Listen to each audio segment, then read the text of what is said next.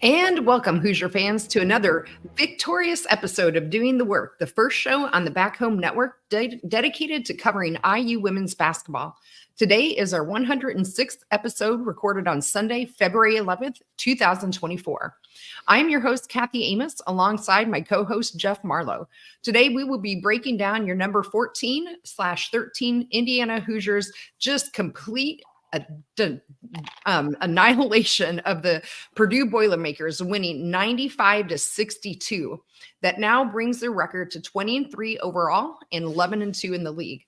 And as usual, we will start our show with the same way we do our every show, which is our Hoosier Proud banner moment. And Jeff, I'm going to go on record saying that this is probably easiest banner moment we've ever had or ever will have in the history of our show, Assembly Call, or anybody else that does podcasting. And it was really easy. We knew it was all coming. We've been watching all year for this moment and waiting. And that moment finally came for us at 5:18 in the fourth quarter, when Mackenzie Holmes hit her 17th point to officially take over as the all-time leading scorer in Indiana women's basketball history. She did this in just 3 games more than it took Tyra Buss to get there. And the reason why it's only 3 games more, in my opinion, is an amazing feat for her, is because Tyra was also a big 3-point shooter. So she had that 3-point line to really help her get there just a little bit quicker, but it was only a 3-game difference for Mackenzie to go and take that lead. She now has 2,365 points in her career and is now going to we only have 5 more regular season games and probably at least 2 more that she'll just keep continuing to add to that total. So we'll talk about her later, but we're now going to start turning our eyes to having her take over Steve Alford in the all-time men or women's thing and go into second place there. So she's currently now 73 points behind Steve Alford in his scoring career. But a huge accomplishment for just a wonderful player, and who's brought everybody in this program, all the fans, her family was there in attendance, and it just was a wonderful moment to be able to see that. And you could really see how the team was rallying around her in that fourth quarter, really trying to get her the ball and help her get those last 6 points that she needed, which again came at 5:18 in that fourth quarter. So congratulations, huge congratulations to Mackenzie Holmes.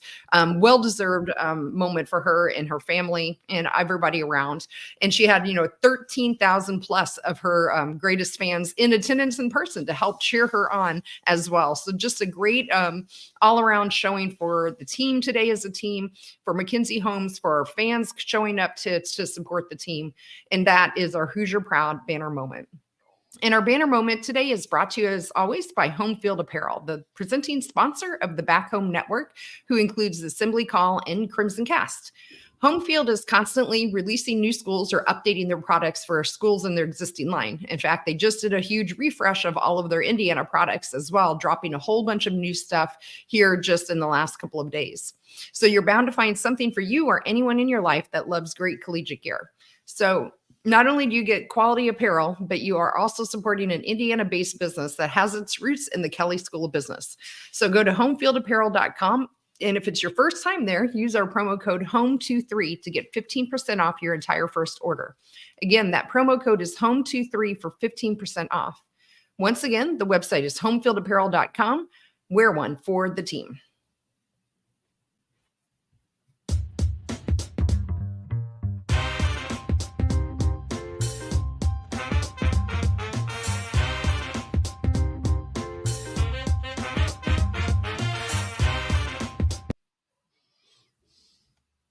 And now we'll hit a couple of news headlines, and then I'll throw it over to Jeff for his Marlow's musings. But today was Terry Morin Bobblehead Day at Simon Scott Assembly Hall, so that was fun.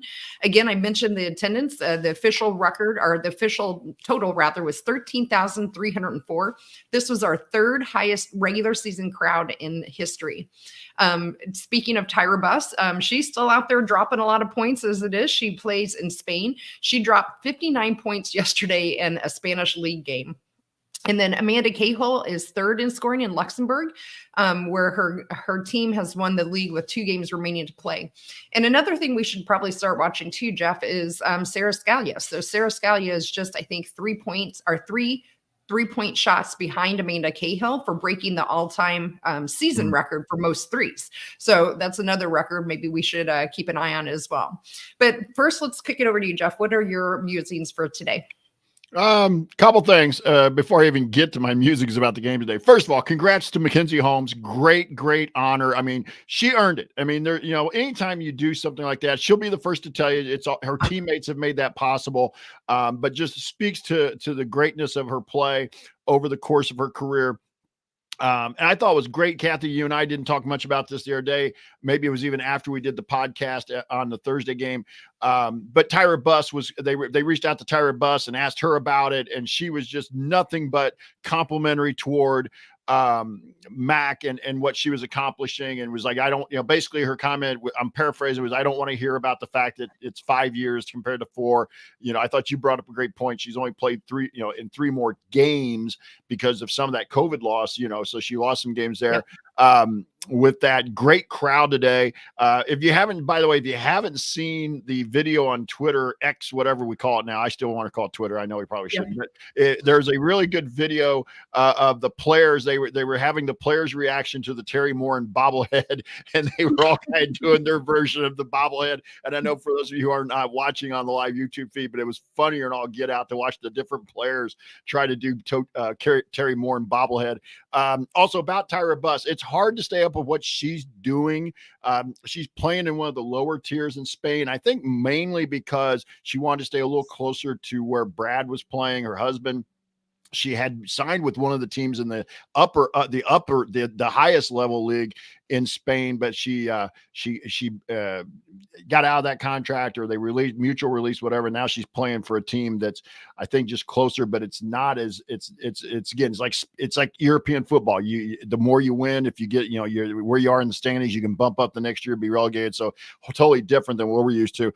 But Amanda Cahill just continues to impress in Luxembourg. She's had an outstanding career in Luxembourg. Her team has won the league already. Their season is regular season is coming to a close. I think their last game is somewhere around the end of the month, and then they'll start their playoffs from there. But she's had an outstanding career. She's third in scoring, as you noted in the news. But today's game, hey, for those of you who had to watch through last night and were with us on Assembly Call post game, this is way more fun than that episode of Assembly Call was. Anytime you can beat Purdue, let alone beat them by 30 in your place. Like I posted in the Discord, Kathy, you just run them out of the gym, blow them out, get them out of here. And it's, like Max said this the other day, and she said it again in the post game with Amanda Foster on BTN Plus. The scoring record's neat, but she wanted to go out with her career. Now, again, they could play in the Big Ten tournament, but as of right now, Mac has never lost to Purdue. Yeah. And there's a handful of these kids that can say that. I'm not sure Grace Berger ever lost to Purdue. You've gotten a group here. And like we talked about the other day in the preview, where we were growing up in the 80s and kind of first starting our careers in the early 90s, that might have been like it's outer space, science fiction novel stuff that IU would turn this around. But they have, and a lot of that's on Terry Morin, and it's in the players she's recruited and the players that she's gotten in there. But today, it was fun. Again, 2 games in a week that we scored 90 plus, a little bit different games, but both games this week scored 90 plus. Now, and we're going to talk about this in a little bit when we preview, but you get a little bit of the ultimate trap game coming up. And we're going to talk a little bit more about this as well. Iowa gets beat in Nebraska today in Lincoln. And so and Ohio State's going to be starting here in a few minutes. So there's a possibility that IU's tied for second or back to tie for first, depending upon what happens in East Lansing. So you can get that ultimate trap game going up to Wisconsin on Wednesday. Got to make sure they stay focused here. But man, how much fun is it for an IU fan anytime you can just blow Purdue out, whether it's in your gym or at their place? But just great job by the ladies today. Yeah, absolutely. And to have it with an amazing accomplishment to boot too. It's just a great afternoon all around. So Jeff, let's talk about the game a little bit here then in more detail. So we can start with some pivotal plays, although I think we'll find by the time we get especially to the second half that we're probably not going to have a whole lot to talk about. But why don't you go first? What kind of pivotal plays did you note during the game? Yeah, I mean, there were several. I thought first thing I'm going to go to is I just thought early on I'm going to go with this as a pivotal play, and it's not a specific thing, Kathy. I texted you this. I put it in the Discord. We've got it in the run sheet. Just how active Lexi Bargesser was being. She kept a couple plays alive with a tip, a rebound. She got a couple buckets early. She had a couple nice passes. So I just thought, and especially through the first half of that first quarter, so maybe even a little bit beyond that, the activity that Lexi brought tonight was a little better than she did on Thursday against Michigan State. And so I really want to point that out as pivotal. I thought Lexi's energy was really, really something that we needed. Yeah, I agree. I think Lexi's play all around was just fantastic today for the most part. In fact, Jeff, I don't know if you've noticed this, but she was one rebound away from having a double-double. So, played 34 minutes for us and only 2 turnovers as well. Again, keeping those turnovers down, and 12 points from her as well. And so, I think what we've seen from Lexi being able to get all of this playing time in the last 6 games with Sydney's injury has just been phenomenal for her development and her growth. I don't think we see a game like this from her, if we were talking 7 games ago, right? Then she was still coming off the bench and, not contributing a whole lot of, in terms of offensive production, but now she's really been ramping that up too. And excuse me. And all around, I thought Lexi had just a great game. And another person, I think that had a great game and got off to an amazing start was Chloe Moore McNeil.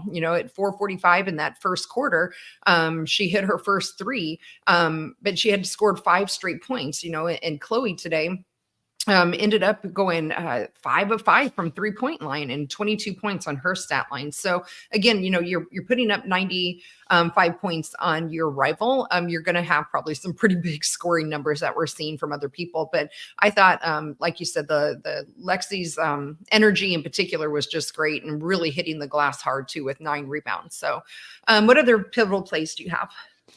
And I'll go back really talk about one that you're talking about, Chloe. I'll talk about Yarden. Yarden didn't score a lot today, but I thought Yarden was more engaged. I really did, even though it was kind of it was not an outstanding stat line for her. I really felt like she was much more engaged for the full 40 minutes of the game than she was the other night, or perhaps even over at Ohio State. So again, and sometimes you don't have to score. Just be engaged, be active, be doing things that are helping the other players score.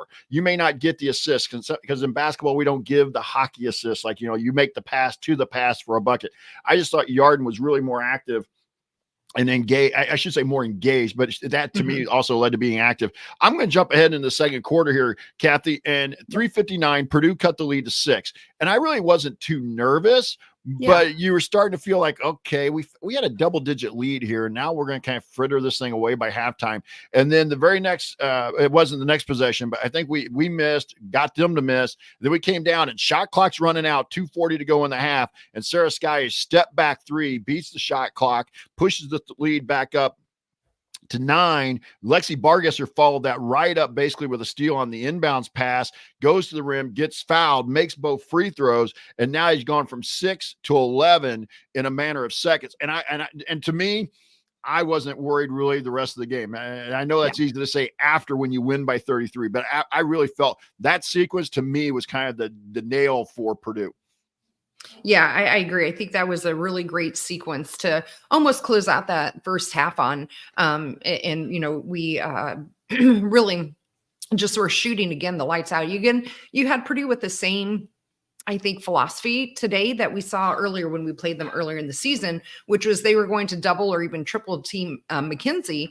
But that really would just leaving our shooters wide open, and we ended up shooting here 13 of 21 from 3 points, with a 62% 3-point field goal percentage. And so not only did we, shoot a lot of them, but they went down pretty good too, because I thought Purdue was leaving our shooters just really wide open. So you definitely saw the defensive, theory that Purdue was going with. I don't know what else, to say, but I guess I was a little surprised they went the same way, because this didn't turn out well for them at Mackey, and it didn't. Why they thought it was going to be any better today, I wasn't quite sure, but it certainly wasn't, right? So today, those 13 3-pointers, we put up 28 3-pointers in Purdue this year in just 2 games, and so I just don't think that defense philosophy for Purdue was certainly not winning recipe for them, obviously, and it really, I thought, paid for them.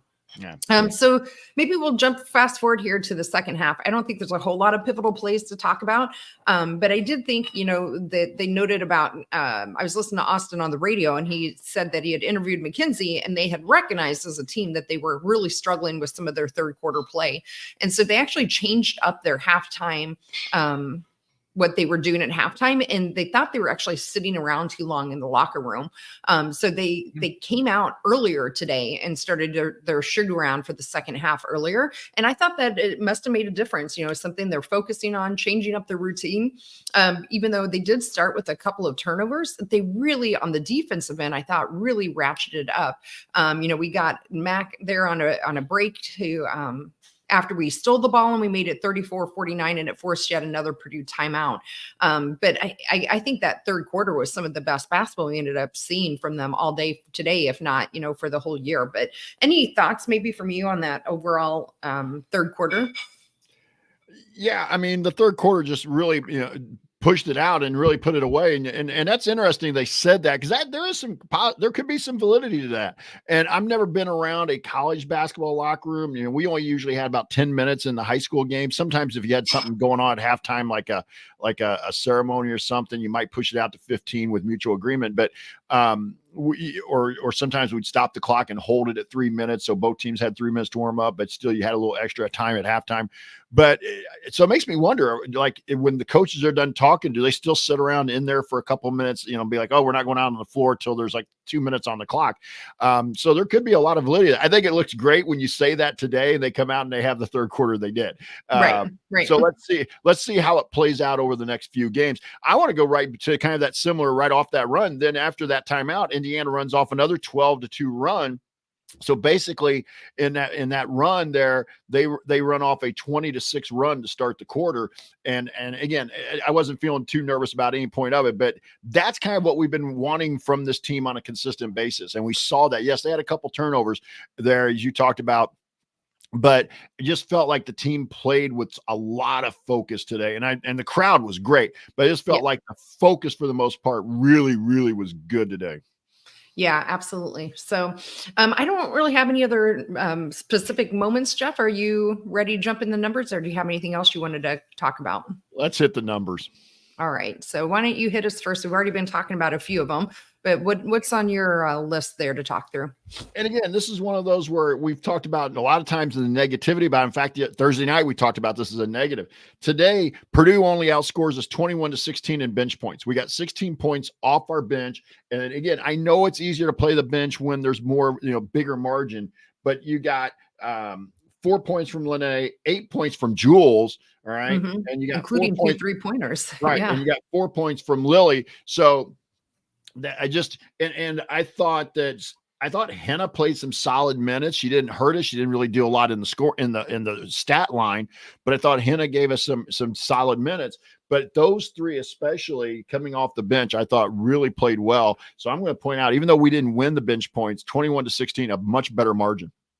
Yeah, I agree. I mean, and it wasn't all, at the end in the, after we had already completely, put Purdue away in that third quarter. I think Jules, and in particular, she hit that big three. Took a charge at one point. I thought she had a really nice game with her and leading the bench in terms of minutes, 17 minutes off of the bench. Also contributed to 2 assists and 2 rebounds. So I thought overall a really nice game from Jules. Lene, I thought in particular her defense looked a lot better today. She did only have 1 foul, but we kind of had seen that from her in other games where Lene would not be able to defend well without fouling. And today I thought she looked a little more locked in on defensive end.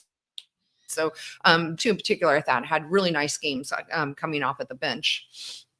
So one other, I guess we should talk about though is rebounding. So handily out rebounded Purdue today, 32-21, and only had allowed 2 offensive rebounds for Purdue. So they didn't get any second chance points at all, where we had 6 offensive rebounds that led to 13 second chance points for us. So I thought that was another area looking through the box score where we really have been really focusing on that, I thought, in the last number of games and really picking up that rebounding margin and winning a lot more. Where earlier in the season, we were constantly talking about how they needed to lock in on rebounding. They were getting out rebounded. And now they really seem to have locked in on that part of the game.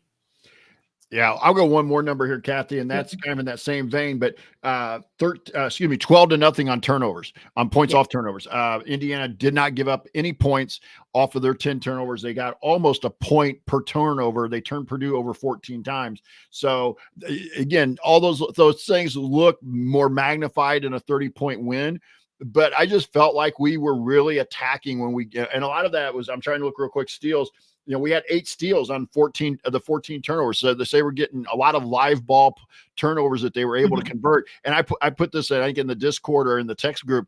I love it when Sarah Scalia just gets out in front and we can throw it ahead to her. I just love when she runs out and gets, and sometimes it makes me wonder, is she leaking a little bit and maybe not rebounding the way she should be, maybe staying in there a little longer? Because, some kids do that. Some players do that. But I just love it when we can corral, rebound, or get a steal and we throw it ahead to Sarah and she's just going to go right strong to the rim for a layup. But yeah, 12-0 on points off turnovers. Yeah, absolutely. And Sarah, we haven't talked a whole lot about her today, but she had another great game. She had 19 points for us, and 4 assists.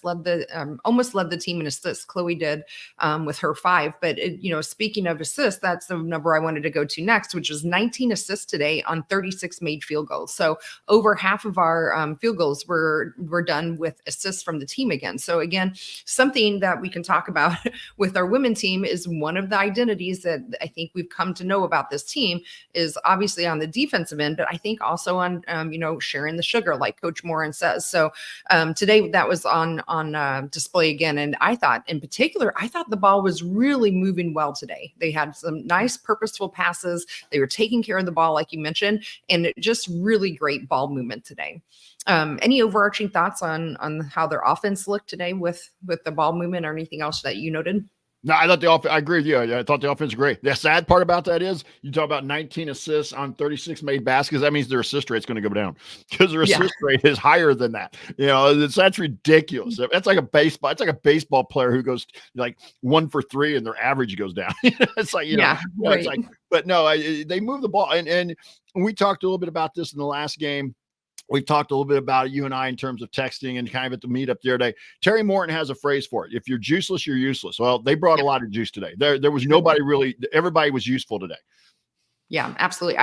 There was not one person I thought that did not look locked in today. Nope. And we've already talked about Yarden, and while maybe statistically not, her best game with only 9 points, if you just only look at her box score, but I didn't feel that way watching the game. Like I felt she was very engaged. I thought she wasn't pressing the ball, or trying to take shots that maybe she shouldn't have or anything like that to try and force the issue. I thought she played a great role for us today in general. So, and I felt like from everyone today, I didn't think there was one person on the team where I'm like, boy, she just looks really off today. I thought they all were really focused and dialed in today. Yep, I agree. Any other numbers, Jeff, that you want to point out? No, without talking about some of the individuals. Yeah, I think we'll go right over to it. So game ball. So I think this might be an interesting conversation to have today. So for those of you who are watching on YouTube, you can see at the bottom of the screen there, the scroll with the count. So Mackenzie Holmes leads the way with 9 game balls, Sarah Scalia with 5, Sydney Parrish with 3, Yarden Garzone with 3, and Chloe Moore McNeil with 2. And Jeff, I think you could probably go a number of different ways. So who do you have for your game ball today? Yeah, I'm not trying to be contrary here. Obviously, we've already mentioned what she's done and what she accomplished, and kudos to Mackenzie Holmes for this. But I just felt like Chloe Moore McNeil really set the tone today.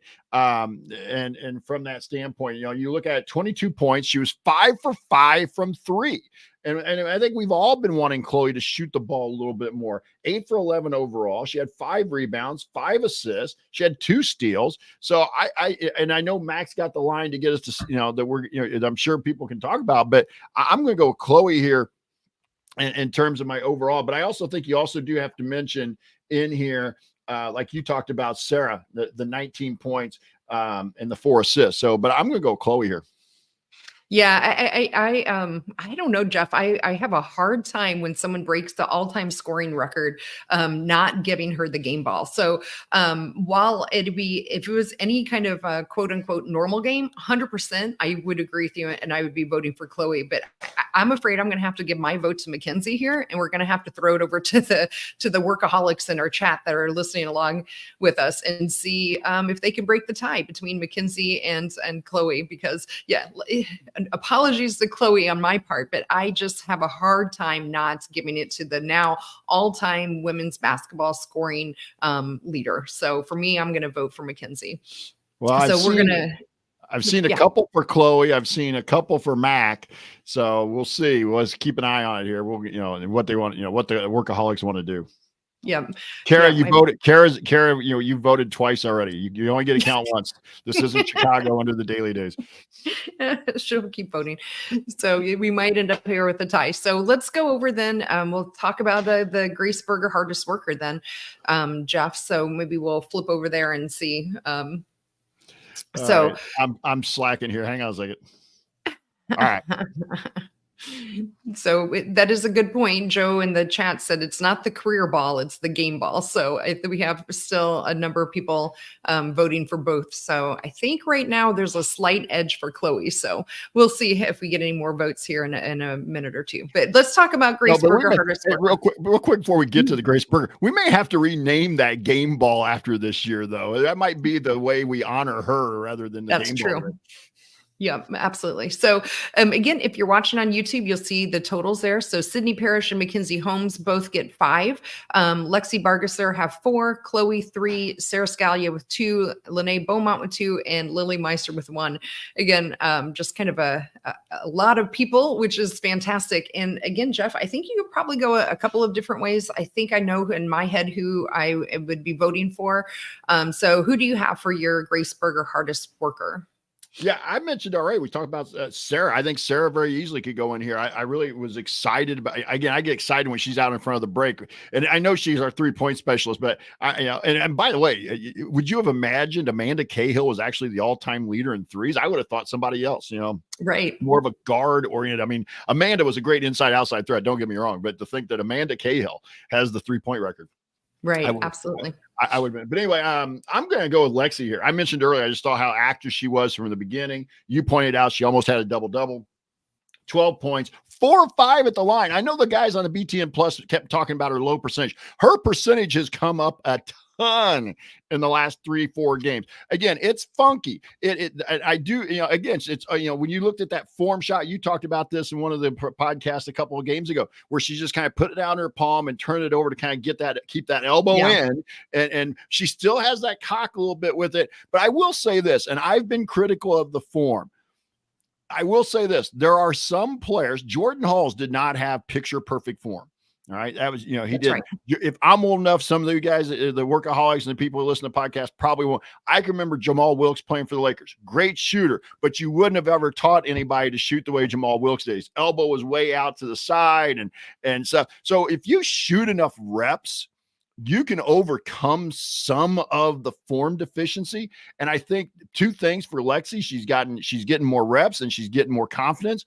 But so again, you won't teach it, but again, I go with Lexi here now at 4 for 5 at the free throw line. You said it, 9 rebounds, 3 assists, 2 blocks, 3 steals. Lexi Bargesser for my hustle, or excuse me, my hardest worker. Yes, hardest worker. So yeah, Jeff, I'm going to make that unanimous. That was a pretty easy one for me too. We talked about it from the very beginning, from the moment the ball was tipped. Lexi's energy and was just very, very active. And, again, 1 rebound away from her first career double-double, I think is just a really great feat from what we could see. Again, good problem to have, because I agree. I think you could probably go with Sarah on this one. I would have probably, if I wouldn't have voted for Mac for game ball, I could have gone with Chloe as well. But I think in terms of spirit of it with hardest worker, I think Lexi gets it. So, and then we'll go back here and update everyone. I think by just a couple vote margin, Chloe Moore McNeil is going to get the game ball award today. So that is Chloe's 3rd game ball of the year, her 2nd in a row here now, actually. And And Lexi Bargesser gets the hardest worker, and that's her 5th of the year. So with that, Jeff, maybe we'll go ahead and talk about the Mac Watch. So obviously everyone knows now that Mackenzie has broken that record. She's now got 2,365 points. So again, next we'll set her sights and start watching if she can take Steve Alford for 2nd all-time scoring between both the men and the women's program. So she is 73 points behind Steve Alford. The other number we've been watching for her is rebounding. She only had 4 rebounds today. And so she has 937 overall. She's already in 5th place in terms of rebounding, and she needs 33 more rebounds to go to move up into that 4th place spot. So that is our update on the Mackenzie Watch for today. Kathy, real quick, I did do some number crunching here while the game was winding down after she got to the record. You already talked about Steve Alford. If she only gets 7 more games, and I think she'll get more than 7 and stay healthy. But at that point, she only has to average just basically 10 points a game to get past Steve Alford. I think we'll see that easily. She needs 248 points to tie Calbert Chaney. She needs 248 points to tie Calbert Chaney. That's going to take some work. Otherwise she's going to have to be Caitlin Clark. If she only gets 7 more games, she'd have to average 35 a game. If you give her 9 games, assume they win 1 game in the Big Ten tournament, 1 game in the NCAA tournament, she'd need 27.5. If they can get to the championship game of the Big Ten tournament, get to the Sweet 16, maybe beyond, now you're up to 11 games and it's 22.5.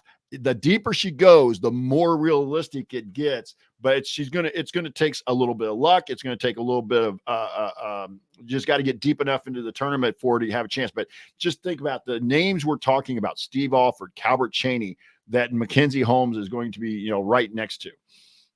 Yeah, absolutely. And in case you're curious, I just did some quick math myself. So if she continues to average right around 20 points per game, she will catch Steve Alford in about 3.5, about probably 4 games from now if she continues on at that pace. So that's about where we're sitting with her. So, Jeff, anything else you want to talk about with today's massive blowout of Indiana over Purdue today? No, but love it. Love it. I'm going to have a smile watching the Super Bowl today. Absolutely. All right, cool. Well, let's talk about what's coming up next for our Indiana Hoosiers. So on Wednesday this week, Valentine's Day, February 14th, they will travel up to Wisconsin to take on that team. That game tips off at 8 Eastern, 7 Central, and it will be on Peacock. So Wisconsin is currently 134th in the net ranking. They're 10-11 overall and 3-8 in the Big Ten. In terms of history, Indiana leads the all-time series 52-23, and they have currently won 9 in a row against Wisconsin. The last meetup was in Simon Scott Assembly Hall on January 15th of 2023, and Indiana won that handily 93-56. The last win from Wisconsin was in. I'll cut. I'm not sure why I put that. I made the run sheet, so my apologies. I'm not sure why I put that in there because we're playing at Wisconsin. So if you want to skip that, you can. Okay. Well, it is kind of an interesting fact, though, since I've already started. So the last time Wisconsin won in Bloomington, even though that's not where they're playing, was back in 2011. Speaking of which, I think that it was around 2012 was the last time Purdue has won in Assembly Hall as well. So I love those kind of streaks. That's good. I do too. Yes. So in terms of Wisconsin, they are playing Penn State today. I don't think that game has tipped off yet, has it? Yes, it just tipped off. So right now, Wisconsin is beating Penn State 45-50 in the second or third quarter. Really? Yeah, it's at Wisconsin. So go Wisconsin. I know. Let's keep an eye on that one. We have a few games that are we'll be keeping an eye on. We'll talk about later when we get around to the Big Ten. So, Jeff, why don't you take over and talk about coaching and some of the team stats that we'll see from Wisconsin here? Yeah, Marissa Mosley in her 3rd season at Wisconsin, her 6th year overall. She's 29-52, so roughly 36% winning percentage at Wisconsin. She's 74-81, which is a 48% percentage overall. She's spent her previous 3 years at Boston U. Former UConn assistant as well. So there's some pedigree there. Stats wise, these are Big Ten. I got these off the Big Ten website. They're averaging 62.7 a game, which is 14th in the league. I think you're going to see a theme here, Kathy. Defensively, they're giving up 68.4, which is 8th. Field goal percentage, just under 40% is last. They give up 39, but they defend relatively well. The opponent's only shooting 39.5% against them, which is second in the league. But 3-point percentage, they shoot just under 28%, dead last in the league. They don't defend the line very well. They're giving up almost 34% 3-point field goal percentage, which is 12th in the league. They shoot just under 73% at the line, which is 8th. They're 11th in rebounding margin. They're negative rebound slightly. They're basically a wash on rebound margin, but they're 11th in the league, and they're 12th in the league on turnover margin, over -4 a game. They commit 18.8. But they only force 14.4. So, from that standpoint. So you can see why they've been struggling in terms of being toward the bottom third of the league. Right now it's about shooting, but they have a couple good players. Kathy, why don't you go ahead and talk about their 2 stars? Yep. So first is Sarah Williams. She's I think it's pronounced Sarah. It's spelled a little different. Sarah? Okay. I may be wrong. Well, we'll find out Wednesday for sure. So Miss Williams is a 6'4" sophomore forward. She is averaging 17.5 points per game, which is 5th in the league. She also averages 10 rebounds per game, which is 1st in the league. So she's averaging a double-double. Mm-hmm. She's actually quite efficient as well, shooting 50% field goal percentage, which is 6th in the league. And she's a good free throw shooter at 80% from the line, which is 13th in the league. She also leads the league in blocks, and she's averaging 3 blocks per game. So she was on the all Big Ten freshman team in the 22-23 season. Also on their team to keep an eye on is Ronnie Porter. Ronnie is a 5'4" sophomore guard. She is averaging 10 points per game and 6.5 rebounds per game. Also, she is 9th in the league in assists at 4.3 assists per game, 3rd in steals per game at 2 steals per game, and she is playing the most minutes of anyone in the league at just under 35 minutes. So Ronnie Porter is one to keep an eye on too, one of their guards there. Yeah. So Jeff, why don't you talk about her hoop stats that you've been keeping us updated on? Yeah, I will real quick. I want to talk about Williams real quick because this is a young lady. And again, the numbers may be up a little bit because she's not playing on as good a team. But if Wisconsin's a middle of the pack team, she's a first team all league player with those numbers. It's 5th in the league in scoring, 1st in rebounding, 1st in blocks, and you're more than likely going to see her on the all defensive team for at least. But obviously Wisconsin not having a great year, so it's probably going to keep her on like a second or an honorable mention team. But she has talent, and we can see that Mosley seems to be retooling with some younger players. And as she kind of builds that program back up. But her hoop stats, this was before today's game, so I use 8th in her hoop stats. Wisconsin's 168th. Offensive efficiency, I use 9th. Wisconsin's 248th. Defensive efficiency, I use 117th. I got a feeling that number will improve a little bit today. Wisconsin's 258th. IU continues to be the 1st in effective field goal percentage at 59. And Wisconsin's 184th at just over 45%. IU's 3rd in points per play or possession, excuse me. And Wisconsin's 226th. Rebound rate, IU 64. And this is one, Kathy, we talked about, go back when we had that, the buy or sell episode where I asked you some of those things. And rebounding was one of those things that Indiana was struggling with at Christmas time, in terms of stats. Yeah. And here they are. They've been steadily rising. Wisconsin's 100. And for having Williams and others, Wisconsin's 189th in rebound rate. Assist rate, IU's 36. Excuse me. Wisconsin's 28th. Yep, absolutely. So Jeff, what are, I haven't watched a whole lot of Wisconsin play this year. This is one where I guess I expect us to go up and take care of business. But I think you hit it right on the nail too. We're coming off a huge win with a, huge moment for McKenzie, and going up to Wisconsin. I hope they don't overlook them either. Again, they're playing Penn State today, and Penn State, we know, is a really good team right now with all of their players healthy, and they're still beating them right now by 3 points late into the 3rd quarter. So, again, I think Wisconsin is trying to put some pieces together here, and I could see this being a trap game, like you mentioned. But what are some of the keys to the game that you would want us to kind of keep an eye on? Kathy, I think it comes back to things we typically talk about. You can't go up there and have a night where you turn it over 16, 17 times a game and let them feel like they've got some life. You've got to get locked in defensively. I think that's the key. They struggle to shoot the ball anyway. Even with all the stuff that Williams is doing well, Ronnie Porter's playing pretty well. They're struggling to shoot the balls. We went the number. And by this point in the season, you can have a good game here or there. And this was one of the things we talked about with Michigan State, especially like earlier. Everybody's like, I'm not sold on Michigan State. When you get to this point in the year, the water level is pretty much what it is. And so, yes, they can have a good game, and you just don't want to let them get hot. But if you just go out and play Indiana's normal style of defense, I think you're really going to make it tough on them to score. And so it comes down to me, turnovers, rebounding. Those are always the things. That's coach for me. You got to control your turnovers, force some turnovers from them, and don't let them beat you with second and third opportunities. I have not watched much Wisconsin either.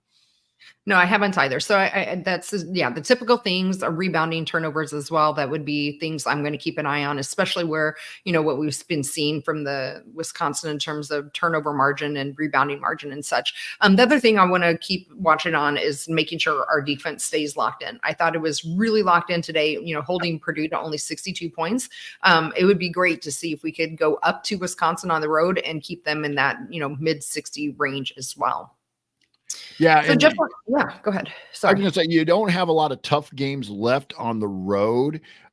You've got Wisconsin. You got to go to Illinois. That game does make me a little nervous. Yeah. But we only got 5 games left, but you only got 2 at home. So if you want to stay in the race, you got to win these games on the road, because you have Iowa, especially coming back into Assembly Hall, that is going to be a must win for Indiana. It's, for them to have any chance to share or win outright is based on winning that game and not losing anything else. So you got to be focused going up to Wisconsin on Wednesday. Yeah, absolutely. So speaking of people going on the road, let's go around the Big Ten and give some updates on some of the key games. And I think the biggest one is Iowa went on the road today to Nebraska and lost in Lincoln 79-82. And, I was on during the Indiana game, so I was kind of glancing at the score here and there. And I believe Iowa was ahead most of that game. But the interesting thing and to note in this is, obviously with that game, Caitlin Clark was the big storyline. They had the big counter coming down for her to break Plum's record. She did not. They held her scoreless in the fourth quarter. And I thought that was just something great to see. So really huge game today with Nebraska winning that in terms of conference standings. So excuse me, Jeff, any thoughts on that Iowa-Nebraska game? And that was a really big one. Well, it just shows you that even though Iowa has a pretty good team around her, if you can find a way, I don't know the details, but to hold Caitlin Clark scoreless for the quarter was obviously huge. I will say this, last time I checked in on it, Wisconsin. I'm thinking about our game for Wednesday. Nebraska was down 9. I think it was 51-42 when I'd looked at it on the ESPN, because I with BTN Plus, it's hard for me to flip in and out of TV, from app to app and watch and be like, and get back. But so I was watching a little bit on the ESPN Gamecast, and I went back to it thinking, okay, probably, I thought it might have been over by the time I flipped back, and I looked over, I'm like, Wisconsin's up. I'm like, what? And that's when we kind of got into it on the Discord. You and me, I think Quang got into it with, a little bit. But, they're vulnerable. I mean, every team, and again, we've said this about going into Lincoln. It's not the easiest place in the world to play. Yeah, they stubbed their toe against Rutgers last week, and we were all like, how does that happen? It happens sometimes. You get caught looking ahead. But sometimes a loss refocuses you. They go out on Wednesday, I think it was, and they beat Michigan in Ann Arbor, come back today, beat Iowa. And now if Penn State loses today, now we're talking about Nebraska being in that top 4 mix again. So, it's the top 3 have obviously separated themselves, but that next 3 to 4 still kind of jumbled up there along with, and Michigan State Wednesday. So then you're talking about Michigan State and Nebraska and possibly Penn State. So they've kind of settled in there as those those 3 teams. But yeah, huge win for Nebraska in their program today. Yeah, absolutely. So the other couple of games that we're keeping an eye on here are going on right now. So Ohio State is up in Michigan State today. That game currently right now, Ohio State is blowing that one open. It's 34-19 with 7.5 minutes left in the second quarter. And then we already mentioned Penn State and Wisconsin. That is at the end of the third quarter now, and Wisconsin is still ahead by 3.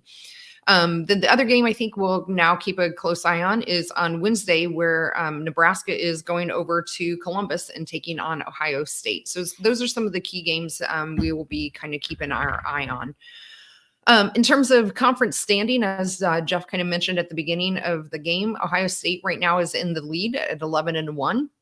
And with that loss today by Iowa and our win, we are now tied for second at 11-2, and Nebraska is 8-5 in fourth place. So then Michigan State is right behind them at 7-5, as is Penn State 7-5, and then you have Michigan at 7-6.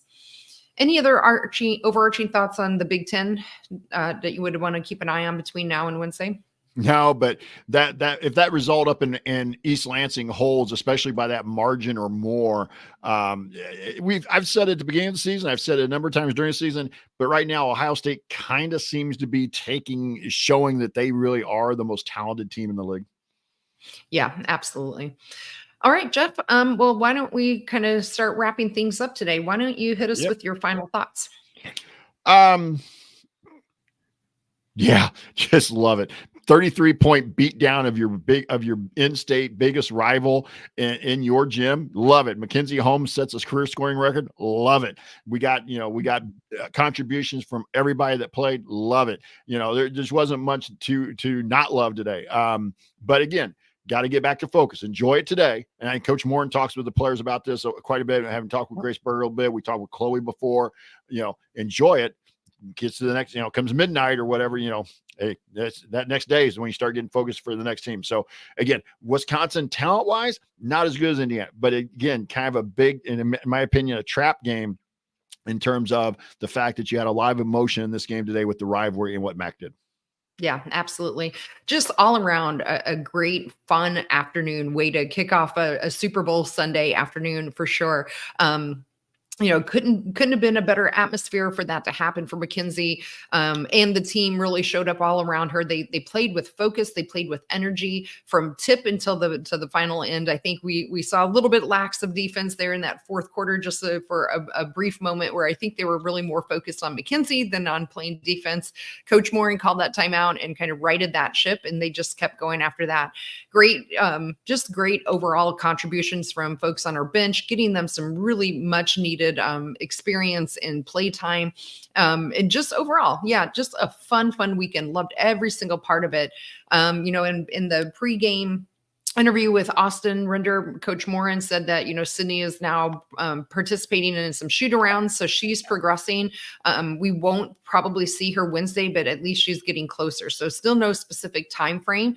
She did allude that she might be back later this week, but hearing kind of different thoughts on that. And of course, it's all conjecture at this point until we see her step onto the court. But the fact that she's in shoot around now, I think is a good sign for her as well. So overall, I think just some really, really positive day for our team and our program. Again, another huge congratulations to Mackenzie Holmes, but just a really fun beat down over the Purdue Boilermakers.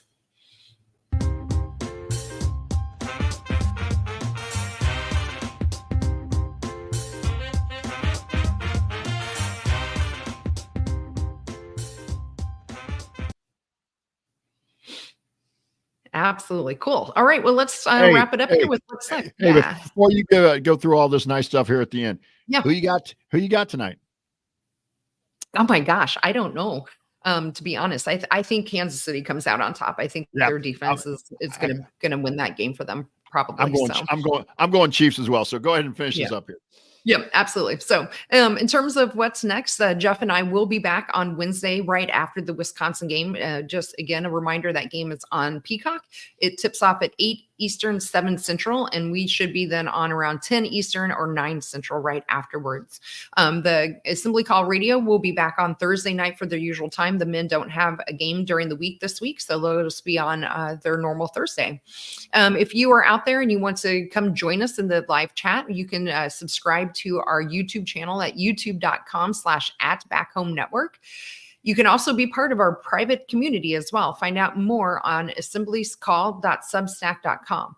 A huge thanks to John Ringer of Riggs Design for designing our logos. A big thanks to Bob Thompson for our music that you heard throughout the broadcast. And most of all, thank all of you for being here or listening later. And we will be back with you to talk hoops on Wednesday.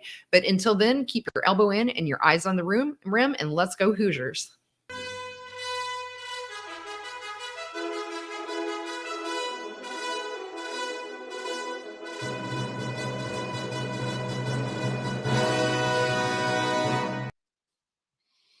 Awesome. And better. Iowa lost today. How about we not forget that in there in our wrap up too? Woo! So I think all around a good afternoon for Indiana women's basketball. I think because we were talking about such late in the podcast, I think everybody realized that we were very, very happy about that. And Kara, for you being here in the Workaholics, appreciate your comments about last night. I wasn't intending to be Ryan, but the more I got into talking about the lack of 3-point shooting and the lack of our offensive, doing anything to get people shots, I did do my best Ryan impersonation. So if you haven't had an opportunity to watch or listen, hope you guys appreciate it. It was good. We try to stay calm because again, I don't want to compare the two, but this is why a lot of fans that come up and talk to us enjoy watching the women right now because they run things. You said it to Jared last week at the meetup. There's an identity. You know what we're going to do. You know what the identity is. And again, we saw it a little bit today. They ran some really nice stuff. They ran a nice set there. I think it was in the fourth quarter, but it might have been the third. I put in the Discord where they ran a set where they kind of went from one side to the other and then brought it back around to Chloe and do a pick and roll with Mac, and Chloe gets it to Mac on a nice roll and a layup. I mean, those are the things I think we want to see from last night that we're not seeing. And it's why a lot of people enjoy watching the women right now. That's right. Yeah. I mean, it's good basketball. It's different than the men's game, right? Like they're not going to be playing above the rim, but what you get with this team is, you're going to get good defense and you're going to get people sharing the ball and having good fundamentals. And that is so enjoyable to watch. And, and today, especially, it was on display on both ends of the court, 62 points for Purdue and 95 for us. I mean, that was fun. So much better. I was having this conversation with my nephew a little bit the other night after the Michigan State game. And this was even more so, I think, because we saw the video that when we saw the video, I don't think you and I saw it before we did the show, but after the show, when I saw the video of the kids' reaction, the players' reaction to Chloe making the free throw that gave her the triple double and them going up to her, like Lene, if you haven't seen the video, find it on YouTube, find it on internet, wherever you can. But Lene basically bounces right up to her like triple double. And Chloe had no clue. But anyway, the point was my nephew and I were having this conversation about women's basketball. And again, obviously when you're winning, you're going to have a much better look, but it's not just Indiana. Watch the teams that are winning across the country and games they're winning. It just seems like there's way more fun happening in the women's basketball game sometimes than when is the men, even when they're winning. I'm not talking about IU specifically. I'm talking about across the board. That's right. What do you think? Yeah, I find myself watching actually a lot more women's basketball anymore than I do men. I find the basketball better. I find the officiating actually not so. I mean, it's not great, but at least I don't feel like they call so many fouls and take the rhythm out of the game and the reviews and stuff. I find that I wouldn't say it's better per se, but at least the flow of the game is better in my opinion with it. So I do. Yeah. That's a good point too, Jeff. I think this team actually seems very, very connected. And I think we go back to that Greek, trip that they took to Greece earlier this year. I think that is really playing off some huge dividends. We saw that when we had the close game the other day too, that they came down and they came together and did. And yeah, you could just see the genuine love and caring that they have for each other. With Mackenzie coming in and getting everyone hugs off the bench after they took her out after she broke the record, and with Chloe and her triple double last week. And I think they're just really gelling. And if, we're able to get Sydney back here in the next week or so, like we maybe are hearing, she's able to get back into things. I think we could see some good things from them here come March. And Wisconsin continues to lead in Madison. Yeah. Up 8. Up 8 with just under 6 to go. Hey, Kathy, appreciate everything. Appreciate all of you guys out there, but let's go watch some football. Let's do it. Yeah, maybe we can still see some of the Puppy Bowl. I love that. Yes, that's what my wife's watching. She's watching Puppy Bowl, so we'll be watching that, until the game starts. So, all right, cool. Well, we'll talk to you guys on Wednesday. Have a good Super Bowl Sunday if that is on your agenda for tonight. see you, everybody.